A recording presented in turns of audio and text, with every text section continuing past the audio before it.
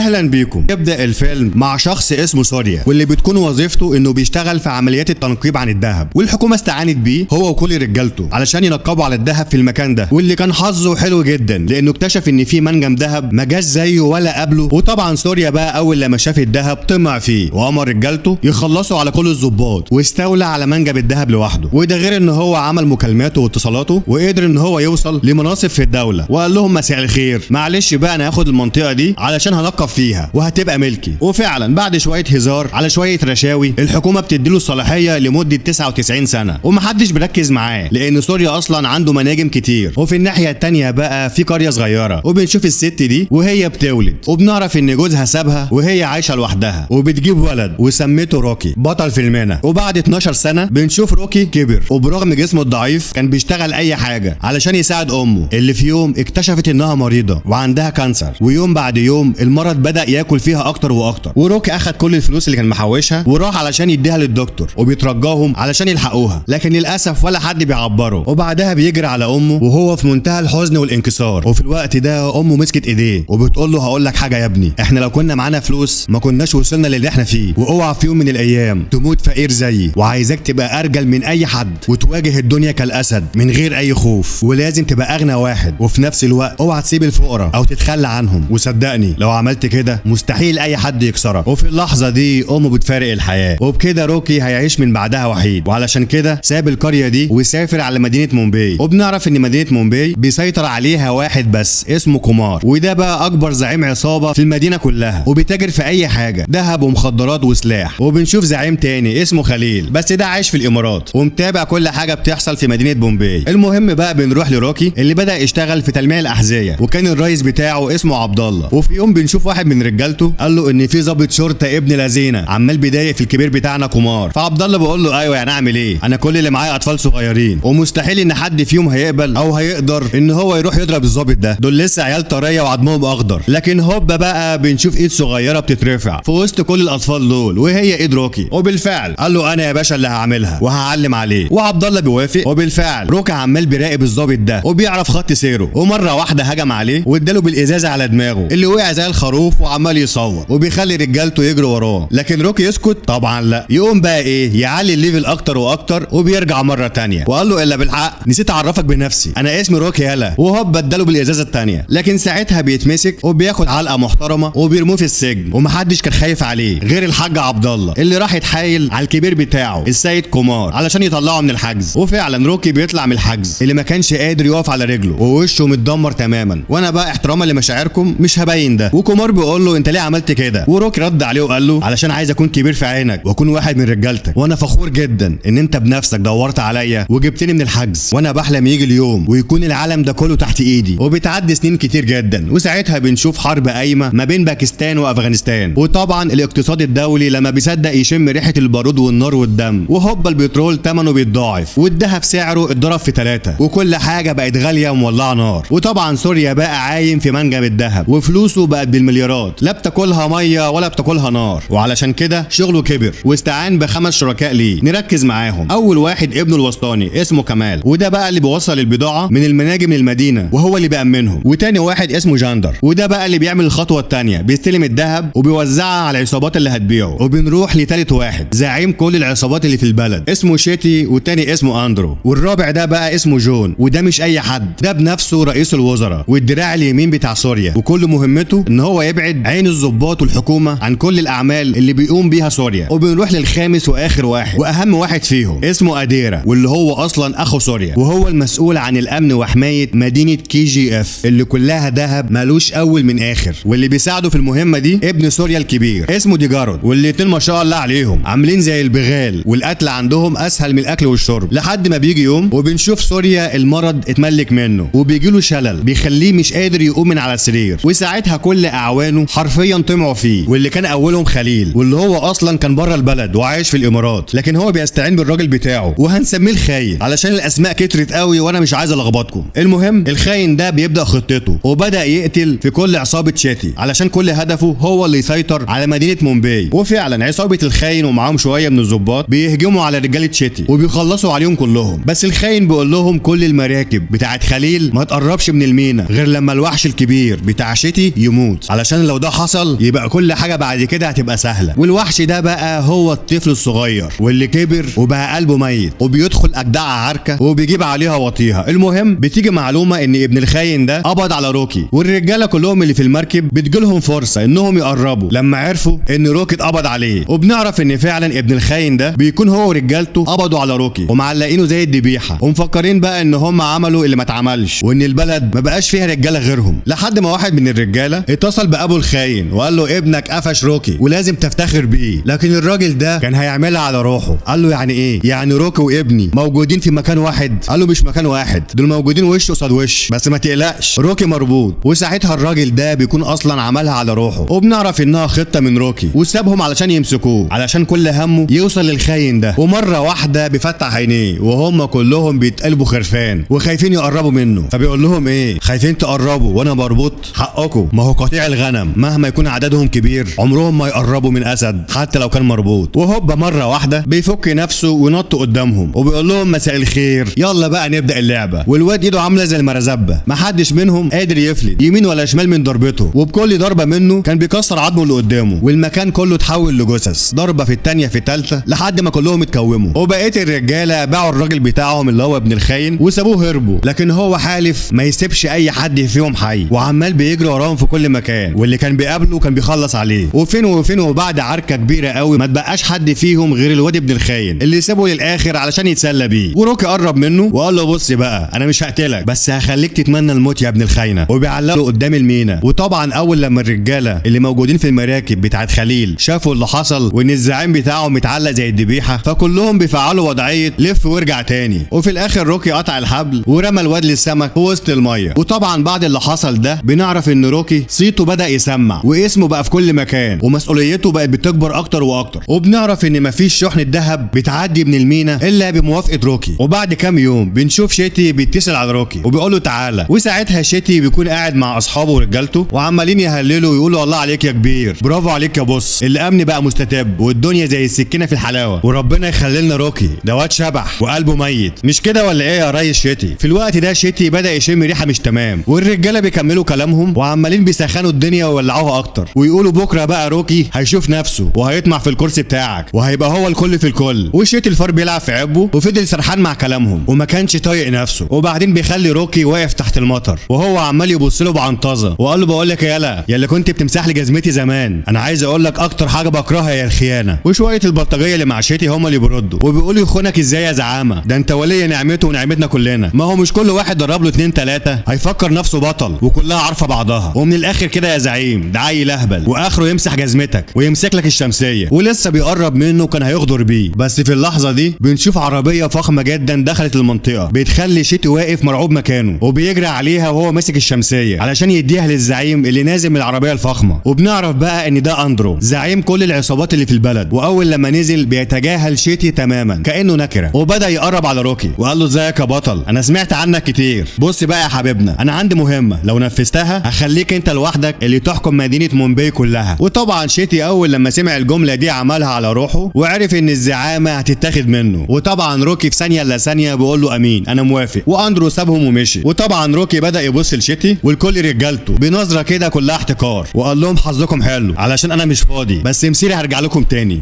نسيت اقول لكم انا ايدي يوم ما بتترفع بتنزل على الزعماء والقاده مش شويه جرابيع زيكم. وسابهم ومشي. لكن بنشوف عم عبد الله واصحاب روكي بيكونوا خايفين عليه جدا وعارفين ان شيتي ورجالته ناويين يغدروا بيه، وفي نفس الوقت خايفين عليه من اندرو لان الراجل ده ما بتجيش من وراه غير المصايب. وعبد الله الغلبان بيقرب منه وقال له كده شيتي وكل رجالته مش هيحلوك يا روكي، اسمع يا ابني انا خايف عليك وخلي بالك من نفسك. بس روكي بدا يطمنه وقال له ما تقلقش، اللي يفكر يقرب يجرب. وبالنسبه للراجل اللي جاي ده يبقى زعيم شيتي وباين كده ان محدش يقدر يقف قدامه. وعبد الله بيقول له بص يا ابني ومن الاخر كده احنا في ظهرك واللي انت عاوزه هنعمله. وروكي بقى مفكر ان كده خلاص هو هيمتلك مدينه مومباي والعالم كله هيبقى تحت ايده وما يعرفش ان في حياه تانية مستنياه. وبالفعل بيسافر على المدينه اللي فيها اندرو واللي بتكون مليانه مناجم ذهب. ولما كان في الطريق بيلاقي سواق التاكسي وقف مره واحده فبيساله هو في ايه، والسواق بيقول له لا استنى بقى كده 8 9 10 ساعات علشان ست الحسن والجمال بنت الزعيم اسمها جين عامله حفله مع اصحابها ومحدش يقدر يقف قصاد الناس دي. بس على مين؟ روكي ولا بيهمه. بينزل من التاكس وبيقرب من المكان وبيشوف قدامه احلى بنت شافها في حياته واللي هي جين بنت اندرو. وروكي بيقرب قرب منها وكان سكران طينه وقال لها انا بدخل اي عركه فيها رجاله وبعلن الحرب عليهم، لكن اول لما شفت عينيكي اعلنت الحب عليكي. فبتقول له هو انت عبيط يا اسطى؟ خلصوا عليها رجاله، وفي ثانيه الا ثانيه الرجاله هجموا عليه، وفي نفس الثانيه هو دخل عليهم وهو اللي بيحط عليهم واحد ورا التاني ونازل فيهم ضرب وتخبيط وتكسير وكانه اسد دخل على شويه حمير، لحد ما شافت الرجاله بتوعها كلهم مرميين على الارض وعماله تبص له خايفه منه ومش قادره تنطق باي كلمه. فبيقول لها من غير ما تقولي اي كلام انا سامع صوت دقات قلبي وشكلك كده معجبه بيا وحبيتيني من اول نظره. وفضل يقرب منها ويبص لها قوي وقال لها ايه يا ست الحسن والجمال، انا مش هشوفك تاني ويلا انجزي قولي لي امتى علشان لازم امشي دلوقتي، وعلى فكره البلوزه دي هتاكل منك حته. وبعدين سابها ومشي وبيروح علشان يقابل كمال اللي هيعرفه المهمه اللي هيقوم بيها. بس كمال بيعرف اللي حصل لجين وجين دي تبقى خطيبته، وبيروح علشان يعرف مين اللي اتجرأ ولمسها وعمل فيها كده. وبعت كل الرجاله في كل الشوارع والمحطات والحواري وعمال يقول الواد ده زمانه ما خرجش من المدينه. في الوقت ده كمال بيمشي من هنا وروكي بيدخل من هنا، وساعتها رجاله اندرو بيقولوا احنا شفناك وعارفين ان انت اللي كنت واقف مع جين، بس نصيحه بلاش تدخل في حوارات انت مش قدها، انت ما تعرفش جاندر ده يبقى مين وكمال ده يبقى مين، ولو عرفت هتقتل نفسك. لكن روكي ولا بيهتم، قال لهم فكوكوا بقى من الكلام اللهبل ده، المهم يعني ايه هي المهمه الجامده قوي اللي انتوا جايبيني هنا علشانها. فواحد من رجاله اندرو بياخدوا والاتنين بيقعدوا على قهوه بلدي وقالوا تعالى بقى اما احكي لك الحوار على ايه، وبدا يحكي له فعلا وقالوا ان في ضيف هيجي المدينه دي كمان كام يوم، والضيف ده انا عايزك تخلص عليه، بس خلي بالك في طريقين وهو هيمشي في طريق واحد منهم هيكون ضيق وزحمه وفي ناس كتير، وطريق تاني عباره عن شارع رئيسي بس ما فيهوش ناس خالص، وفي الاغلب كده هو هيمشي بالطريق ده لان هو اصلا هيبقى عنده حراسه ورجاله كتير هيكونوا حوالين منه، وعشان كده هيمشي بالطريق الرئيسي. ومهمتك بقى انك تخلص على الراجل ده وهو ماشي في الطريق السريع، لانه لو فلت منك ووصل المقر بتاعه مش هتقدر تلمسه من كتر الرجاله والحراسه اللي على القصر بتاعه. وروكي بيقول له طب تمام قوي بقى، الراجل ده اسمه ايه او اديني اي صوره ليه. والشاب ده بيقول له يا عم صوره ايه، ده الراجل ده اول لما يدب رجله في البلد الدنيا كلها هتتقلب والناس كلها هتعرف هو مين، وانت كمان من غير اي حاجه هتعرف ان هو ده الشخص المطلوب. وفي الناحيه التانيه بقى بنشوف كمال عمال بيدور على الواد اللي قرب من خطيبته واتحرش بيها وروق على الرجاله بتوعه، وطبعا مفيش اي حد كان عارف شكله غير خطيبته جين. وقتها بنشوف روكي كان عمال بيراقب الاجواء والدنيا والشوارع اللي قالوا عليها الشاب اللي قاعد معاه، وبعد مراقبه وتفعيص وتفحيص بيلاحظ حاجه غريبه جدا، بيشوف عربيات عليها نفس الشعار اللي بتكون على صناديق الذهب واللي بتجيلهم من مدينه مومباي، والاغرب من كده ان هو اكتشف انها كمان نفس العربيات. وهنا بيعرف ان هو كان مضحوك عليه وكان مفكر ان الذهب ده بيجي من افريقيا ومتهرب لبلده، والموضوع بيكبر في دماغ روكي وعمال يتسلل لحد ما قدر يركب في عربيه من العربيات دي، لحد ما العربيات دي بتوصل لمكان غريب وبدا ينزل منها علشان يشوف ايه الحوار. وبالفعل بتطلع نفس العربيات ونفس الذهب اللي بيجي لهم على مدينه مومباي، وبدا يحط ايده على اول الخيط ان الذهب اللي ملوش اول من اخر ما بيجيش من افريقيا ولا حاجه، ده بيجي من بلده وبكميات كبيره جدا. وبعد كام يوم بنشوف روكي بيقتحم كازينو واللي بتكون موجوده فيه نفس البنت جين، لكن ما بتكونش لوحدها، ده كان معاها كمال خطيبها وبقيه الرجاله. في الوقت ده جين بتهزقه وبتقول لكمال خطيبها اهو هو ده البقف اللي قرب مني واتحرش بيا. وساعتها الرجاله حوطوه من كل مكان ولسه هتبدا العركه، بس جين بتوقفهم وبتقول له روكي بص بقى يلا انا هديلك فرصه وحيده، لو انت ذكر وقدرت تلمسني في وسط الرجاله دول كلهم اعتبرني ملكك للابد. وروكي بص لها قوي وقال لها بس كده من عينيا، لكن فجاه بدا يلف ظهره وبيسيبهم، وطبعا الرجاله عمالين يسفوا عليه ويقولوا ايه يا عم الذكر مش كنت عامل فيها 7 قلبت قطه ليه، ولا انت خش وقش وشيش على ما فيش. لكن هو كمل عادي وسابهم وخرج وهم مكملين ضحك وعمالين يتريقوا عليه. لكن فجاه بيلاقوا عربيه بتقتحم المكان وبتكون مليانه بنزين لحد ما غرق المكان كله بنزين. طبعا كمال ورجالته اول لما شافوا الموقف ده قالوا بس احنا كده ولعنا. وروكي بدا يقرب منهم وبيولع السيجاره بتاعته كالعاده وبيقول لهم ايه بلعتوا لسانكم ولا ايه، انا ذكر ومفيش حد غيري ذكر في المكان ده، ولو كلامي مش عاجبكم عايز حد ينطق بكلمه واحده يا اما قسما بالله هرمي عود الكبريت ده على الارض ونموت كلنا. والكل طبعا بيترعب وبعدوا عنه وسابوا له جين واقفه لوحدها، اصل العمر مش بعزقه يكش تولع جين على ابو جين. ولسه هيقرب منها فبيلاقيها بتغمض عينيها وبترجع لكام خطوه ورا، فبيفهم انها مش طايقاه. وهنا كرامته بتنقح عليه وقال لها بصي بقى يا بنت الناس انا اقدر دلوقتي اعمل اللي انا عايزه، وشويه اللي قفاص دول اللي مفكرين نفسهم رجاله ما يقدروش يقربوا مني، بس انا راجل وعمري ما هلمس واحده ست مش عايزاني، ولعلمك انا متاكد ان هيجي يوم وهتحبيني زي ما انا ما بحبك. وبعد ما خلص كلامه كان لسه هيسيبهم ويمشي، وكمال عمل فيها 7 رجاله وهجم عليه وكان لسه هيخلص على روكي، والعركه بقى كانت لسه هتبدا. لكن بيجي اندرو وجاندر وقربوا من كمال وقالوا له اهدى كده على نفسك شويه، وانت ما تعرفش ده مين، وده الراجل اللي جاي مخصوص مخصوص علشان يخلص لنا على الضيف اللي جاي. في الوقت ده كمال بيقرب من روكي وقال له حظك حلو، انت اتكتب لك عمر جديد من تحت ايدي. بس روكي بيقول له انت عبيط يالا، الكلام ده تقوله لنفسك، ده لولا ان هم جم في الوقت المناسب كان زمان عملت منك شاورما. بعد كده روكي قعد مع الزعماء دول وقال لهم بصوا بقى، الخطه اللي انتوا عاملينها دي ملهاش اي 30 لازمه بالنسبه لي، ولا هتيجي سكه مع الراجل بتاعكم، لان من الاخر كده هو هيمشي من الطريق الضيق اللي مليان ناس. والكل طبعا بيستغرب لانهم مستبعدين ان هو هيمشي في الطريق ده تماما. لكن روكي قال لهم ان الرجاله بتوعكم لو فكروا بس 5 دقايق كده ووقفوا على الطريق هيلاحظوا حاجات غريبه، زي كده ان فجاه في محلات كتير بدات تفتح في المكان ده، وكلهم فتحوا مره واحده وكلهم جداد. وده غير ان سكان المنطقه كلهم اتغيروا ومعظمهم شباب صغيرين وشكلهم غريب جدا. وهتلاحظوا كمان ان في عربيات تاكسي كتير ودايما فاضيين، ولو شاورت لاي واحد فيهم مش هيقف. لا وغير كده كمان في عربيات اكل كتير جدا، ولو وقفت عند واحد فيهم هيقول لك مفيش بيع. وده اكبر دليل ان كل الناس اللي في الحي دول الرجاله بتوعه. فمن الاخر كده الطريق اللي هيمشي فيه هيكون متامن 100%. وعلشان كل ده مفيش اي حل قدامي غير ان اقتل الراجل ده وهو في قلب المقر بتاعه. وبعدين بيكمل كلامه وقال لهم بصوا بقى يا رجاله، الحاجه الوحيده اللي هطلبها منكم ان انا لما اوصل المقر بتاعه يبقى لازم انتوا تتصرفوا وتدخلوا لي سلاح باي طريقه وانا هتصرف هناك. فبيقولوا بس كده، اذا كان على السلاح فدي اسهل حاجه ممكن نعملها، وورينا بقى انجازاتك وهتعمل ايه. وبعد كده هنسيبهم ونروح نتعرف على الضيف اللي عايزين يخلصوا عليه. وبنعرف ان الضيف ده هو جارو ابن الزعيم سوريا، وزي ما عرفتكم في اول الفيلم ان هو المسؤول عن امن واستقرار مملكه KGF.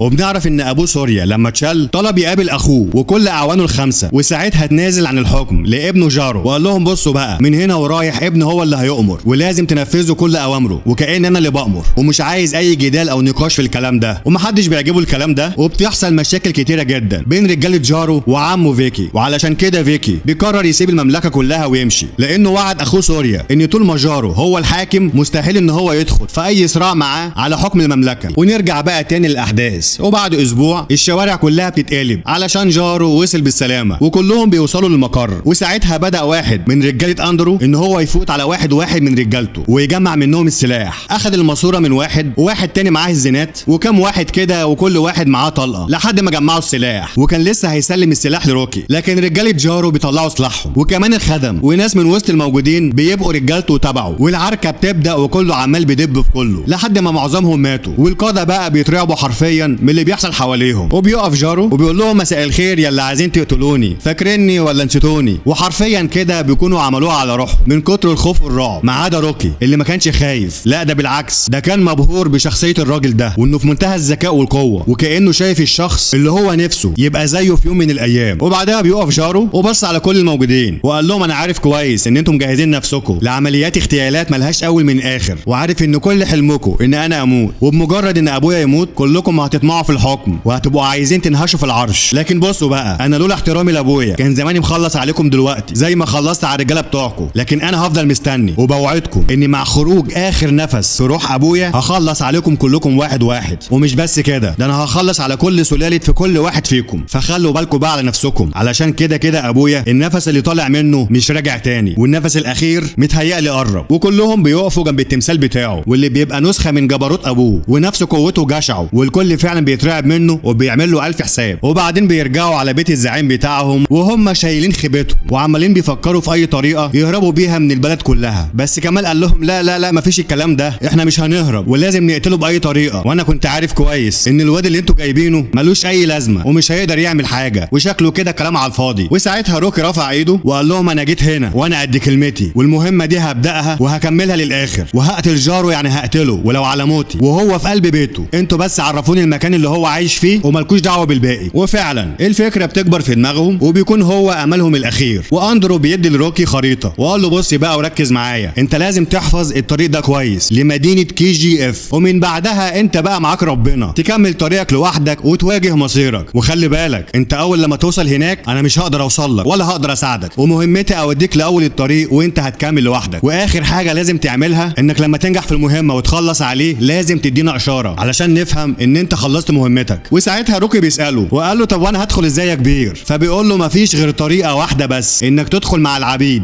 اللي بيدخلوا المدينه كل فتره. وساعتها بيعرفوا ان العصابه دي بيخطفوا الناس الفقيره من كل الشوارع علشان ياخدوهم ويشتغلوا عندهم زي العبيد في المناجم بتاعتهم. وطبعا الكلام ده بيكون سهل وبسيط، لكن في قلب الاحداث هنشوف اصعب واحقر انواع القهر الانساني. وفي الوقت ده بنشوف عبد الله بيروح لشيتي وبيقول له ايه، هو مفيش اخبار عن روكي؟ اصل للاسف لسه شايفك زعيم المنطقه. لكن شيتي بيقول له لا ما تخافش، قريب قوي هتسمع خبره. اصل هو مفكر نفسه سوبرمان وراح برجله علشان يحط دماغه في بق الاسد. في الوقت ده عبد الله ما حسسوش ان هو خايف وقال له لا انا متاكد ان روكي راجع، وكده كده هيكون زعيم المدينه غصب عنك، وانا بس جيت علشان افكرك ان هو لما هيرجع هياخد مكانك، ولازم تعرف ان هو مش هيحلك. وبعدين سابه ومشي. ونسيبهم بقى ونروح لروكي اللي بدأ مهمته، واللي اول حاجه بيعملها بيهجم على واحد من اكبر الاماكن اللي فيه رجاله سوريا، والواد دخل عليهم زي الاسد الجعان، نازل فيهم ضرب وتكسير بدون اي رحمه ومحدش قادر عليه، واللي بياخد منه الضربه ما بيقومش منها، ضربه هنا على ضربه هناك، وعربيات بتولع، موتوسيكلات وبتطير، واخر مجموعه دخل عليهم وشلوحهم كلهم وخلاهم متقومين على الارض. وبعد كده بيفتح عربيه من العربيات بتاعتهم وبيشوف كميه ناس غلابه موجودين جوه، وبنعرف ان هم دول اللي رجاله سوريا خطفوهم علشان يشتغلوا زي العبيد في المناجم بتاعتهم، واللي بيكون اعدادهم كبيره جدا. وفي الوقت ده القائد بتاعهم بيوصل وشاف الرجاله بتوعه متشلوحين على الارض، واول حاجه فكر فيها ان الرجاله بتوعه اتخانقوا مع بعض وهم اللي خلصوا على بعضهم، وفضل يقول يلا هم شويه كلاب وراحوا، وبعدين سابهم علشان يكملوا طريقهم للمملكه الكبيره بتاعتهم KGF.